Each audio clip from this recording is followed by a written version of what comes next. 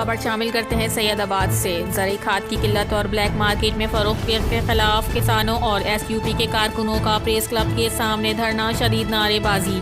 SUP रहनुमा मोहम्मद नवाज़ असगर सोलंकी, अली रज़ा चन्ना, असगर शहानी, मोहम्मद बख्श पनवर की क़यादत में प्रेस क्लब के सामने एहतजाजी मुजाहिरा किया गया। सैयदाबाद में ब्लैक मार्केट में खाद फ़रोख्त हो रही है, ज़िला इंतज़ामिया सोई हुई है। मुजाहिरीन ने कहा कि ज़रूरी खादों, यूरिया और DAP खादों के ताजिरों ने ज़ख़ीरा कर रखा है, जिसे वो ब्लैक मार्केट में फ़रोख्त कर रहे हैं, जो किसानों के लिए एक बहुत बड़ी तकलीफ़ है। मुजाहिरीन ने कहा, खाद के ताजिरों ने ज़रूरी खाद के लाखों थैले स्टॉक कर रखे हैं, लेकिन ज़िला इंतज़ामिया कार्रवाई नहीं कर रही। मुजाहिरीन ज़रूरी खाद का ब्लैक सीलर्स और ज़ख़ीरा अंदोज़ों के खिलाफ कार्रवाई की जाए। मुजाहिरीन।